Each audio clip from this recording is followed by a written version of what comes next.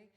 So we'll now move on to an update on UK clinical trials, and I'm delighted for this to be given by Dr. Rakesh, consultant haematologist and associate professor at University College London, where he leads the myeloma clinical trials problem and is chair of the UKMRA. Wonderful, thank you very much for that introduction. Good morning, everyone. And I've got about 10 minutes just to whiz you through what we're doing within the UKMRA, which is, if you don't aware, of the National Academic Myeloma Research Group. These are some disclosures. So within the UKMRA, we do like to think about questions, and I've listed a whole load of questions, and I'm hopefully going to provide some trials which will answer some of these questions over the next few minutes. So let's kick off with the area of precursor disease, which is smoldering multiple myeloma. There's a lot of research and controversy and debate happening about smoldering multiple myeloma, and those of you who were at ASH will have witnessed this phase 3 clinical trial, which was performed at a registration level, investigating the intervention of daratumumab monotherapy versus active monitoring for patients who have approximately a 50% chance of developing multiple myeloma within 2 years. And you can see this improvement in both progression-free survival and also the trend towards overall survival. So we need to think in the research community about how that affects us, how we wish to treat smoldering myeloma if we want to do that, and what we can do as a group. So within our organisation, Dean Smith and colleagues have been developing for a number of years now this modified clinical study. And this is incorporating the CD38 antibody, this time is isatuximab, but it's not using it as monotherapy. It's being combined with a cell mod known as iberdomide. Iberdomide is a next-generation immunomodulatory agent and is much better tolerated and has a favourable toxicity profile. And you can see that this is being given on a fixed duration basis of 26 cycles and dropping dexamethasone very early on.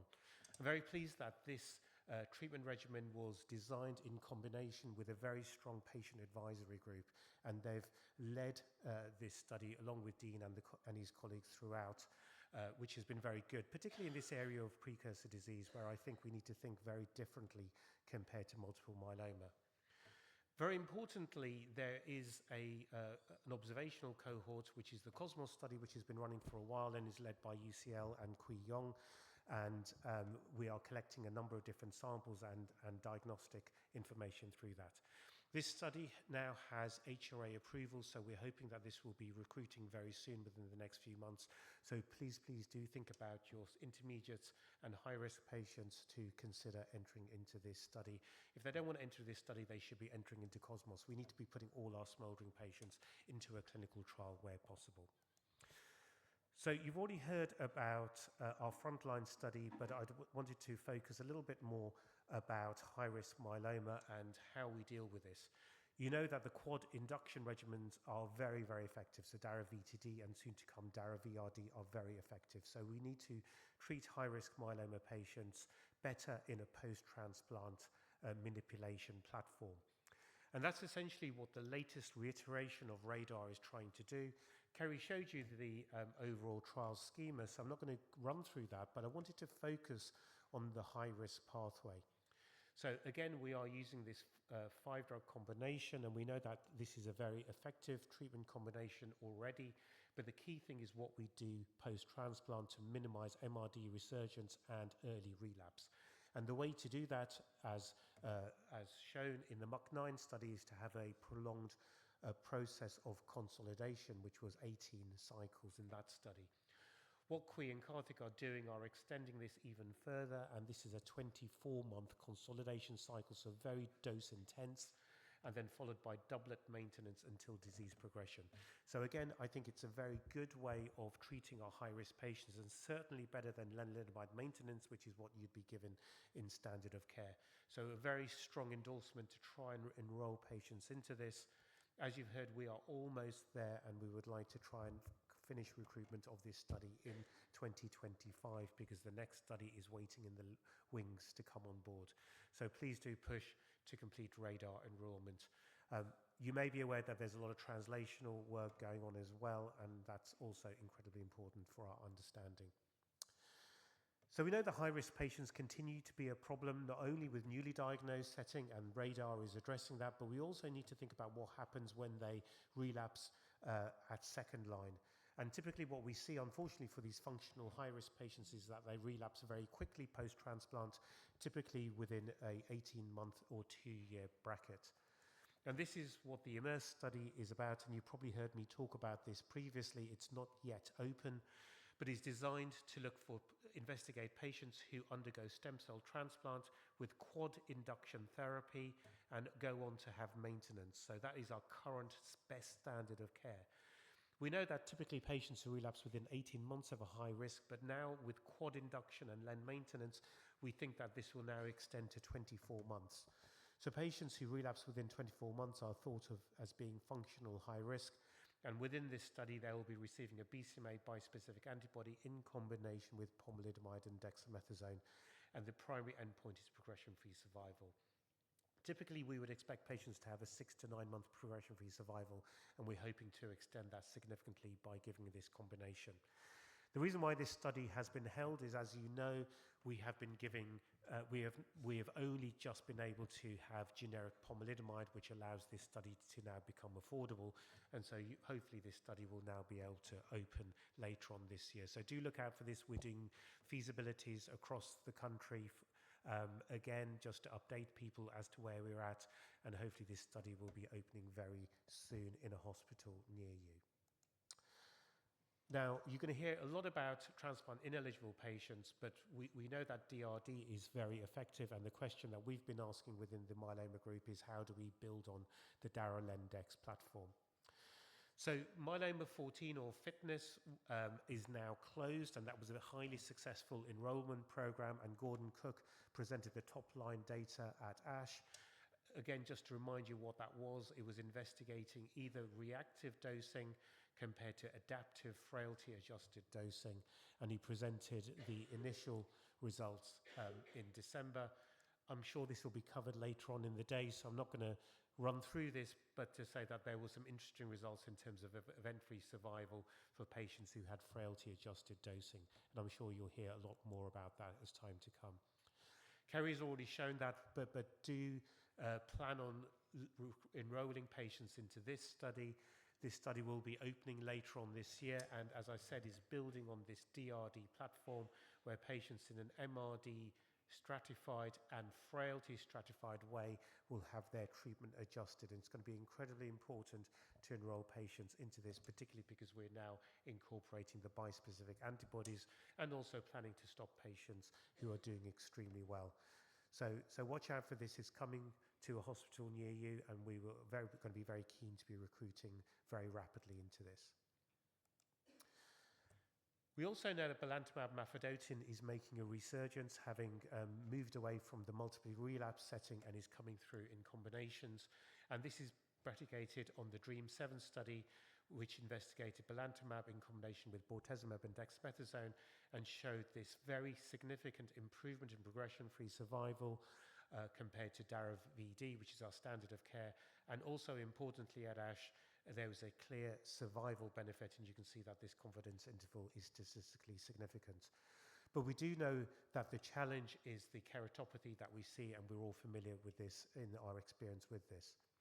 So PROMISE has already reported on the cohort B, which was at ASH, and we have now opened cohort D, which is investigating the belantamab, bortezomib, dexamethasone combination, but we're looking at this in a different way, in two different ways. The first is that we have attenuated the dosing schedule so it is more patient and user-friendly.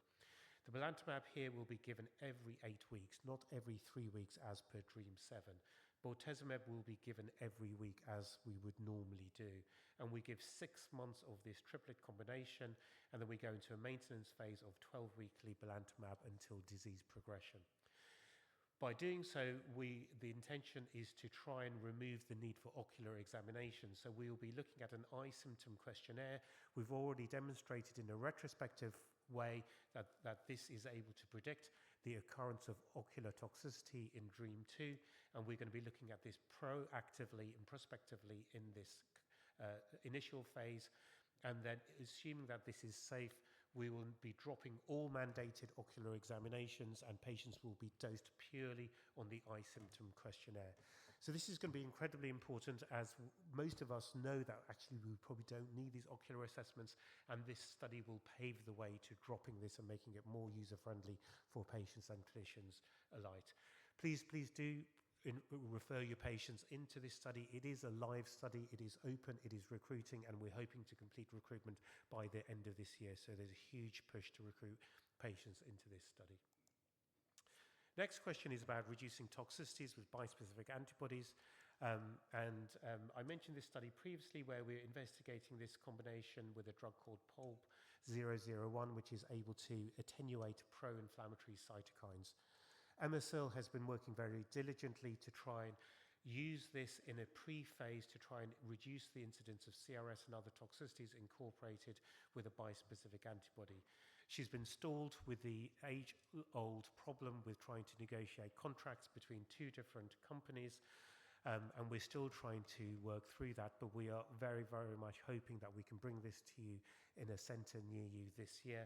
It's going to be running through the ACT network, so this is through a different trials delivery network, but again, 3 different hospitals, namely Christie, UCH, and the Marsden, who will hopefully be running this study very, very soon. So again, consider this.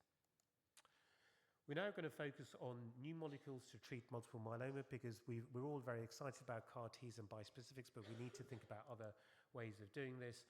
This is a very important study because it was an academic discovery through Imperial College and is funded by the Medical Research Council and is currently in first-in-human dose escalation, looking at a way of targeting the NF-kappa B pathway. Aris Chidos is the lead investigator, and we are looking to enroll patients who have no standard options, particularly who may have failed a bispecific antibody, to enroll into this. So again, please do refer patients into this study. It's an important study to enroll into. We're also moving into the world of AL amyloidosis, and this is the latest reiteration of the combined BCMA CD19 CAR T-cell, which is being led by Lydia Lee at UCLH in collaboration with Ashutosh Wichalika, where we're looking at amyloid patients who have relapsed and are either not in CR or have persistent disease, and importantly, patients with cardiac amyloid can come into this study. So you may be very scared about this study, I certainly am, but I think it's going to be a very important study, and I think could be very beneficial to our patients. With that, I'd like to finish and just acknowledge all the members of the UKMRA. If you do want to join the UKMRA, please do contact Wendy. She's sitting at the registration desk and would be very happy to bring you on board. Thank you so much for listening.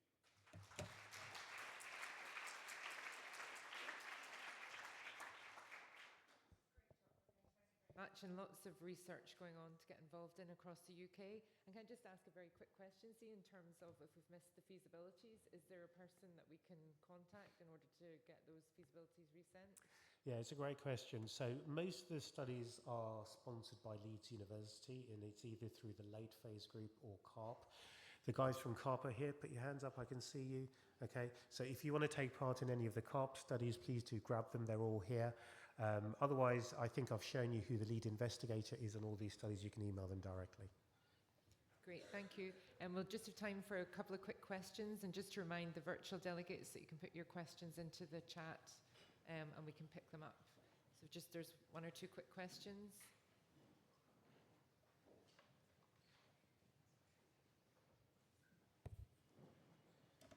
I think they've stunned them. May I request people standing at the back to come in front, and there are seats here. Okay, thank you very much, Rakesh. No worries. Thank you, thanks.